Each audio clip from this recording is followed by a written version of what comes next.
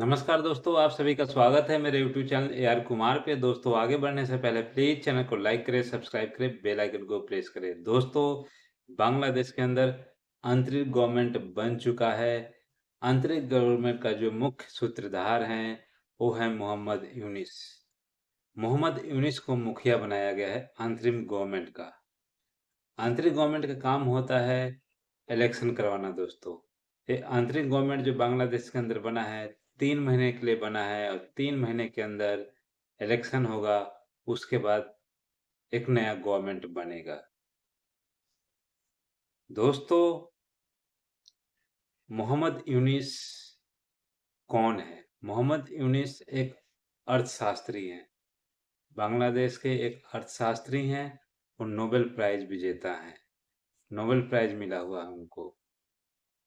और दोस्तों, ये विदेश में रह रहे थे, लेकिन बांग्लादेश के अंदर जिस तरीके से प्रोटेस्ट चल रहा था, तो उन्होंने इनका नाम सुझाया था कि वो गवर्नमेंट बनाए। जब ये देश में गए, बांग्लादेश में गए और वहाँ पर उन्होंने गवर्नमेंट बनाने के लिए अपना एक कैबिनेट बनाया। 13 लोग या 15 लोग साथ में शपथ लिया है उनके और अंतरिम गवर्नमेंट बनाया है। मोहम्मद यूनिस ने बांग्लादेश के लोगों से ये कहा कि यदि आप लोग चाहते हैं कि मैं इस देश में रहूं और आप लोग चाहते हैं कि मैं आप लोगों की बात मानूं, तो आप लोगों को मेरी बात माननी पड़ेगी। देश में दंगे जो भी हो रहे हैं, बंद करने होंगे। जितने भी माइनॉरिटी है उनके ऊपर जो हमले हो रहे हैं, उनको बंद करने होंगे। किसी भी तरीके का कोई भी किसी के ऊपर कोई अटैक नहीं होने चाहिए। यदि अटैक नहीं रुकेगा, यदि दंगे होंगे, तो मैं इस देश में नहीं रहूँगा, मैं चला जाऊँगा, मेरा यहाँ कोई काम नहीं है, यदि मेरी बात नहीं मानी जाएगी तो। तो दोस्तों, उन्होंने ऐसा क्यों बोला? जब उनको अंतरिम गवर्नमेंट बनाने को मिला हुआ है, पावर उनके पास है, तो वो आर्मी को सीधा ऑर्डर दें कि जो भी देश में दंगे हो रहे हैं, उनको रोके वो। ऐसा क्यों नहीं बोला उन्होंने? तो गवर्नमेंट का जो एक फेलियर दिख रहा है, यहीं पे साफ दिख रहा है। उनको सीधा-सीधा बोलना चाहिए आर्मी को कि कहीं भी दंगा हो रहा है, उसको कंट्रोल करो। कोई भी दंगा करते दिखाई दे रहा है, उसको आपको रोकना है। अब कैसे रोकना है? आर्मी का काम है। यदि आर्मी रोड पे निकल जाए, तो अच्छे से अच्छे दंगे खत्म हो जाते हैं। तो ये चीज़ पब्लिक को मैसेज देना चाहिए, आर्मी को बोलकर।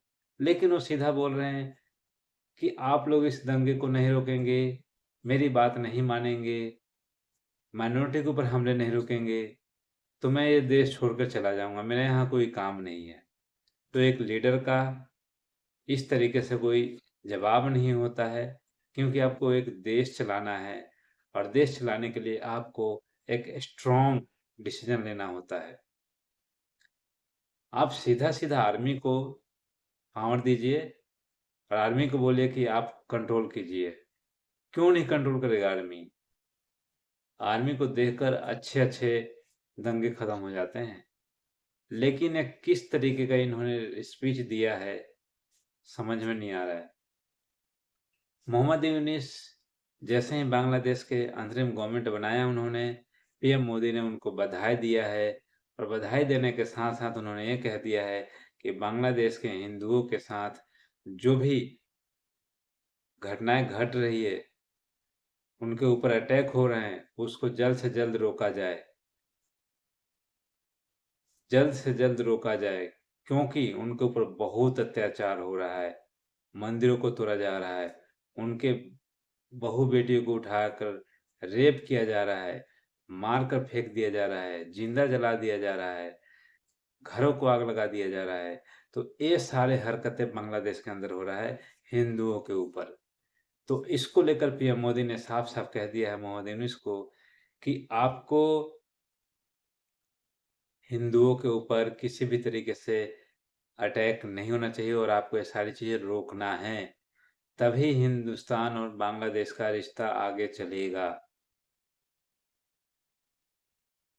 नहीं तो फिर आने वाले दिनों में बहुत मुश्किल हो जाएगा, क्योंकि बांग्लादेश के अंदर बहुत ही ज़्यादा हिंदुओं का नरसंहार हो रहा है, मारकर फेंक दिया जा रहा है।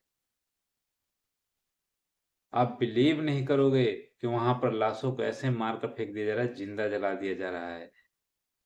और लाशों को प्राइवेट पार्ट को चेक किया जा रहा है कि ये हिंदू है कि मुस्लिम है। इतना निर्दयी हो चुके हैं बांग्लादेशी। ये कौन सा स्टूडेंट प्रोटेस्ट है भाई? स्टूडेंट प्रोटेस्ट ऐसा नहीं होता है। ये सब रेपिस्ट हैं। ये सब कट्टर मुस्लिम हैं, सब रेपिस्ट हैं। हिंदुओं को जानबूझ कर टारगेट कर रहे हैं। इतना नफरत भर चुका है इन लोगों ने के अंदर। हिंदुओं को जेनोसाइड कर रहे हैं। ये कन्वर्जन करेंगे आगे जाकर। पूरे हिंदू को खत्म कर देंगे, पूरा मुस्लिम बनाएंगे वहां पर कन्वर्जन करके। और ये जानते हैं कि हम यहाँ हिंदुओं को तंग करेंगे तो हिंदुस्तान में सबको दर्द होगा, तकलीफ होगा। ये जानबूझ के कर रहे हैं बांग्लादेशी मुस्लिम। इसमें बीएनबी का हाथ है, जमाते इस्लामिक का हाथ है, कट्टर मुस्लिम है ये सब ये। और ये जिस तरीके से अटैक कर रहे हैं, आने वाले दिनों में बहुत ही भयंकर रूप ले लेगा।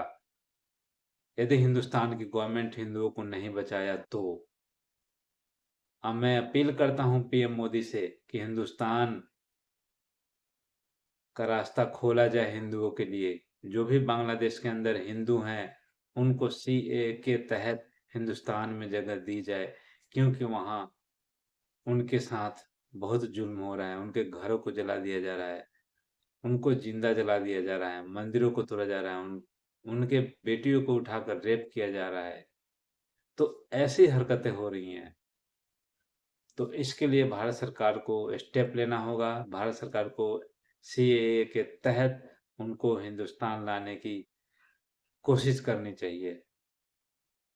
कब तक हिंदुओं के ऊपर ये बर्दाश्त करेंगे हम लोग? कब तक? पूरी दुनिया ऑल आई रफ़ा कर रहा था, ऑल आई फ़िलिस्तीन कर रहा था, लेकिन किसी को दिखाई नहीं दे रहा है कि बांग्लादेश के अंदर हिंदुओं के साथ क्या हो रहा है।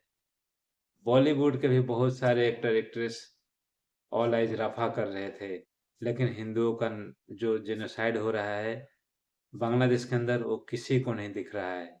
सब अंधे हो चुके हैं।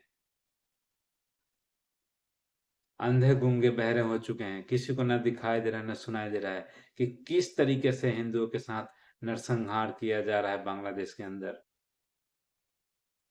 भारत सरकार को स्टेप लेना चाहिए, बहुत जल्द से जल्द।